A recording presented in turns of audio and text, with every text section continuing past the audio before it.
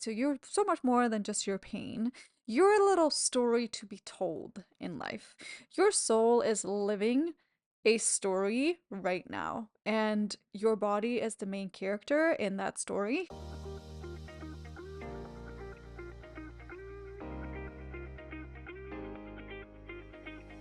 Welcome to the Pelvic Power Podcast. My name is Penny, and I am the host of this lovely space. I am a pelvic floor yoga teacher who teaches people with pelvic pain how to use movement, breathwork, and body awareness to ease and manage their pain while living a pleasurable life.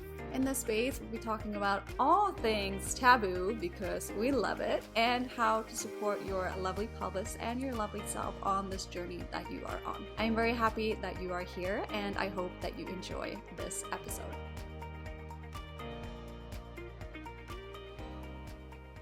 Hey, welcome back to another episode of the Pelvic Power Podcast. I'm very happy that you are here today. Thank you for tuning in. I'm very honored that you are here listening to this episode. Whether you are driving right now, or if you are out for a walk, if you're cleaning your kitchen, or you're just putzing around in your house, this is your sign. This is your sign to unclench your jaw. And this may be something that you're not even aware of. Maybe you're doing it out of habit. Maybe it's subconsciously. You're not even aware of it. Probably not. You're probably not aware of it. Maybe you know that you're a jaw clencher, or maybe this is your first little epiphany that you're actually a jaw clencher. Especially when you wake up in the morning, notice if you're clenching your jaw and start to gather information about your body. Start to bring more awareness into your body. What are you doing out of habit? What are you learning? It's the same as sucking in your belly. Are you not even aware of it that you are clenching your jaw? So, right now, see if you can take a breath. You're inhaling in through your nose. As you're exhaling out through the mouth, feel yourself relaxing your jaw, relax your tongue, and relax your throat. And you may be wondering, why are we talking about this today? Because if you are new to this space, maybe you never heard of it. How is the jaw and the pelvis connected? They are very much connected, and we're going to be diving into that today. And as we go on with this episode, I invite you to continue to check in with yourself, with your jaw. If you're clenching your jaw out of habit, when you wake up first thing in the morning, is your jaw clenched? Also, if you live with pelvic pain, if you live with pelvic tension, do you also have TMJ? We'll be diving deeper into this as we continue on with the episode. So, your jaw and your pelvis, they're on two different ends of the spectrum. And you may be like, how? How are they connected? Why are they connected? Well, they're actually very much connected. They're connected around day 15 when you're in the womb, because your mouth opening, and your urinary and your digestive tract, they're all connected around day 15 in the womb.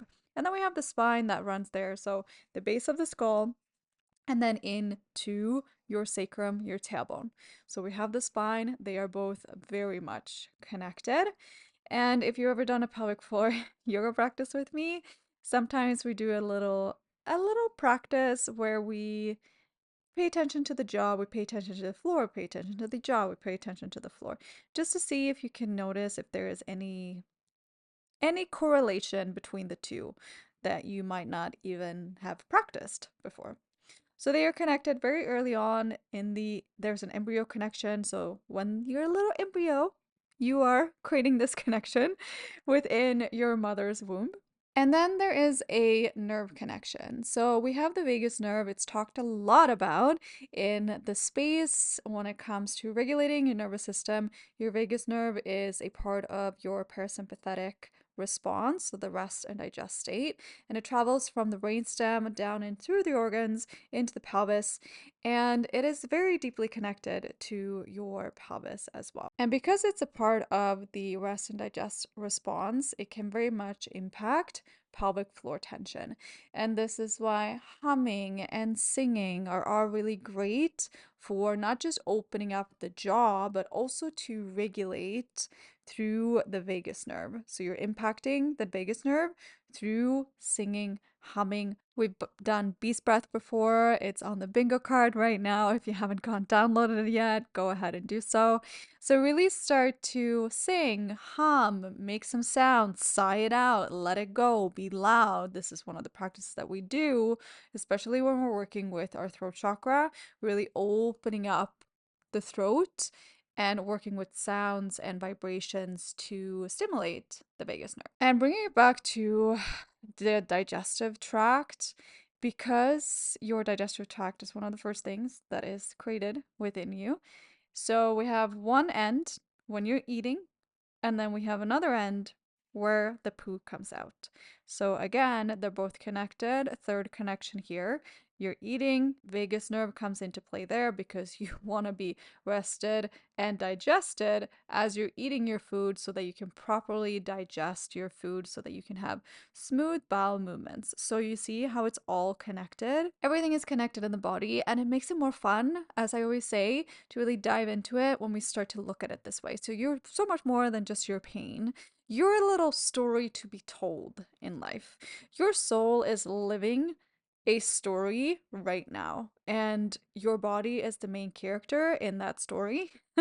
But your body is also a story in itself. Does that make sense? Yeah, I think so. Pennyism at its finest.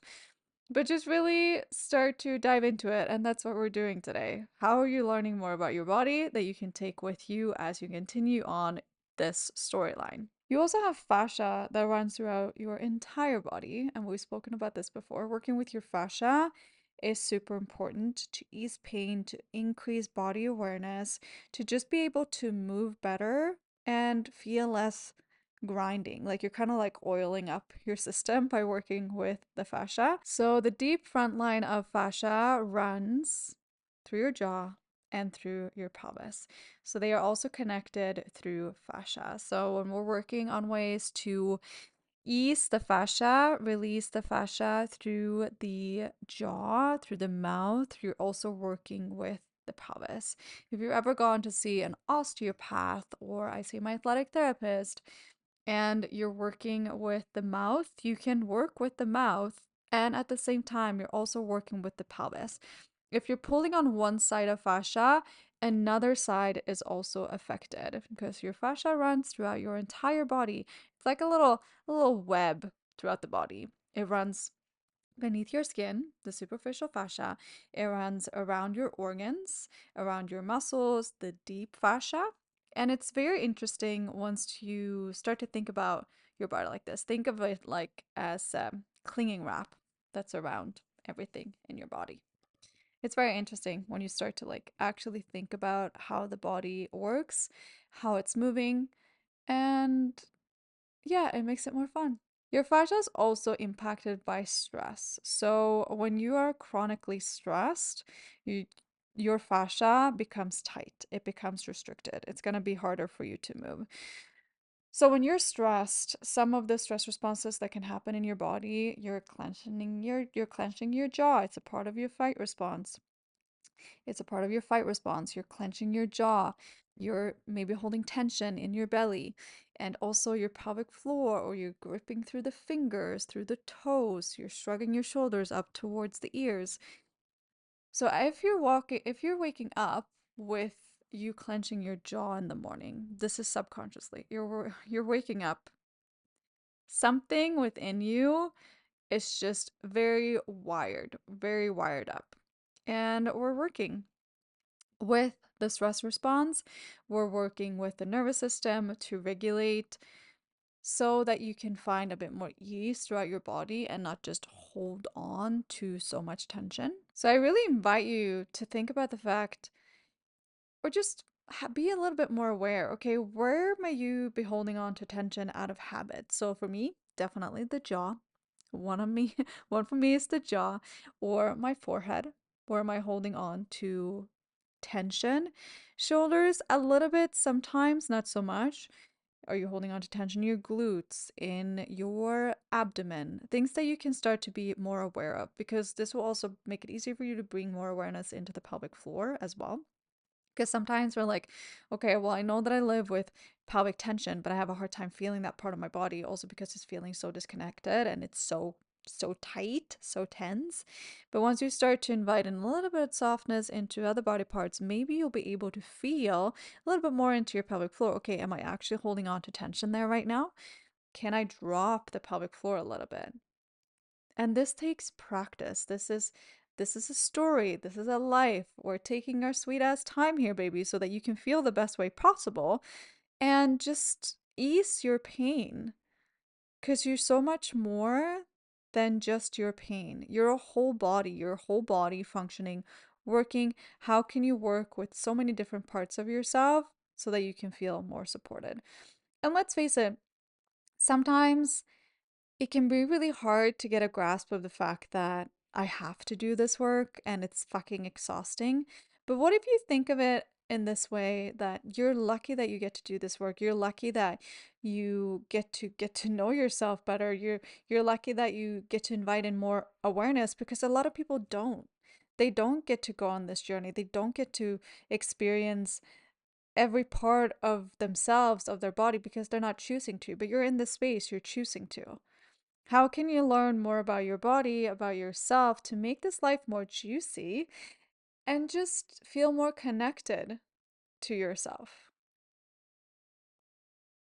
Like, I remember I can look at myself now and I see that there's such a huge difference in the person that I used to be and how I'm showing up for myself and the habits compared to who I am right now. So I have worked hard on a lot of the habits that I do have in life. And I've always, for example, I've always been a very active person. I was a dancer when I was younger, got into yoga. I've always been like working out. But in the past 2 years, my training has kind of shifted. And now it's just, for me, for me, it's a privilege to be able to go and move my body and work out and focus on feeling better. And how can I improve myself? How can I increase my fiber intake? How can I drink more water? For me, it becomes a choice that I am actually excited about making. So when I'm lying on the couch, there's not an ounce of me that is thinking, "Oh, I don't feel like going to the gym today. I don't want to go to the gym today." I just do it out of habit because it brings me joy and I feel so much better afterwards. And it's just funny how it shifted, even though I've always been active. I used to work out because I had to, like, you had to do it, you had to look a certain way or whatever that was. And yeah, sometimes I still get stuck in that old mindset, and that's a very vulnerable thing for me to share. But I've come to realize that it becomes so much more than that. I want to be stronger. I want to be able to show up more for myself, because I also know that when I'm showing up, when I'm lifting, I'm showing up in a different perspective when it comes to my business or when it comes to my relationships and how I want to live my life and how I'm actually walking my talk. And it's about setting the habits for yourself so that you can succeed in life. And that's what I want for you. That's why I started the Pelvic Power Podcast, because I truly believe that there's so much power in our pelvis, and I have not accessed it all, it all at all. This is just an ounce of what I feel like I have accessed when it comes to my pelvic power, of what my capabilities are within my own power. But this is what I want for you too. I'm giving you these episodes so that you can learn not just more about the physical body, but about yourself. As I've been saying, things that you're learning. Okay, well, I'm clenching through the jaw. I'm waking up with that in the morning. The work that I'm doing right now isn't really helping. Maybe I should see a somatic practitioner. Maybe I should go and talk to a therapist about it. Maybe I should switch my therapist. Maybe I should go see a pelvic physio and include that into my pelvic floor yoga journey. Like, there's so many different ways that you can look at it and make it more fun, make it more you, make it more magical, because you're a fucking being. You're not just a body, you're a being. How can you make it more fun? Like, I think this work is fun. Like, I get excited about doing this work. Like, yesterday I was gonna write a blog post, okay. And I'm usually like super excited about doing that. I love writing my blog posts, But something was just off yesterday. I'd been living with headache, with a tension headache for the past 3 days, which is off. I was typing a couple words. It was just like it was the wrong words and autocorrect didn't work, and I just felt like really annoyed in my body. I'm like, okay, this isn't working. Close the computer. Took a couple minutes. I went and I did some myofascial release to ease the tension that I was feeling in my headache. Felt a little bit better. Went back to my computer. Still not. It was still not clicking. It wasn't clicking. Something was out of alignment, and I can't really put my finger on it. It was kind of like intuition. You've heard that saying, if it's not a hell yes, it's a fuck no, or something like that. And it was kind of like, I'm not supposed to do this today. I'm not supposed to do this. You know what I did? I shut down my computer. I'm like, okay, I need to honor. What do I need to do right now? I feel so stuck in my body, in my being. You know what? I need to have a little food. I need to have a little food. I had some food. I meditated for a little bit and I was like, no, I'm not feeling this either. Okay, I'm gonna have some more food. Then I'm gonna lie on the couch. I started watching the show that I can't get enough of. I watched the first episode. I was like, I'm still feeling a little bit off. You know what I'm gonna do? I'm just gonna lie here on my couch for 20 minutes, wrap my arms around me, and just hug myself a little bit. Because also right now, it's the dead of fucking winter. It's cold in Canada. I think we're gonna have like -30 next like next week or something like that. It's cold. I haven't been able to do my morning walks for a month almost because my athletic therapist doesn't want me to do any lower body because of my hamstring tear, which I just got an ultrasound done on, which I'm very excited about. I'm gonna go see my doctor tomorrow. Hopefully, I will get some answers so we can start working on that. And I've just been feeling really low and just like not in my body. And keep in mind, I'm also ovulating right now. And I usually feel like top notch. I'm ready to take on the world, but I just wasn't feeling it. So I'm like, I'm going to take 20 minutes. I was just lying there hugging myself. Because this is me using my tools. Okay? It might sound like, what this are these tools? They are tools. Because, okay, I tried meditation. I wasn't feeling it. I did some myofascial release. Yeah, it made me feel a little bit better. And then I ate some food. Fuck, I felt so much better. Watched a favorite episode of my TV show. Felt a little bit better, but I needed something more. And that was that self hug and a little bit of I'm gonna close my eyes for 20 minutes. And then I went and taught a pelvic floor yoga class, and that's when I feel the most connected. Because doing this work that I'm doing right now, it's like I'm connecting to my higher self. And I do the same thing when I'm teaching. It's like the version that I'm meant to be is in the space with me right now. It's kind of like I'm quantum leaping, quantum leaping into the person that I'm supposed to be. And I'm using the tools to get me there. I hope that that makes sense to some of you. If it's not a hell yes, it's a fuck no. If it's not a fuck yes, it's a fuck no. However you want to say it, we're diving into intuition. We're diving into what is my body trying to tell me here? What do I need? What do I need right now? And then we'll go from there. So this is your sign. Unclench your jaw. I feel like there were so many signs in this episode. Unclench your jaw. Start to pay attention to your jaw. What are you noticing? How can you connect more with yourself by connecting to your jaw? And I also invite you to do that little exercise. If you practice your pelvic floor breathing, you're taking 5 minutes practicing your pelvic floor breathing in the first thing in the morning. Then you sit up tall. You're stacking the ribcage on top of the pelvis. You're sitting there. Maybe tuck the chin a little bit. How often do you tend to sit with your chin, your head forward? And that will also create tension in your neck. So, and then relax your jaw. Bring your awareness to your pelvic floor and then clench your jaw. Then relax your jaw, clench your jaw. Keep the awareness on the pelvic floor. See if you can notice anything. And again, this takes practice. This takes so much practice. Some days I can't even feel it, and I do this for a living. But just really start to dive in. Okay, what can I learn? What can I learn about my body? On that little tangent, thank you for tuning in today. I am very happy that you are here. If you had any epiphanies, anything that you learned about yourself, about your beautiful body that you want to share with me, send me an email, send me a DM, anything that comes up for you, because that's why we're here. I love you a bunch. Thank you so much, and I'll see you next week. Bye.